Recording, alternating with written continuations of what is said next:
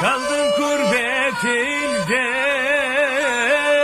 kınalı gelin, kınalı gelin. Mektup yazmaya da varmıyor elim, resimlerin oldu bir tek tesellim.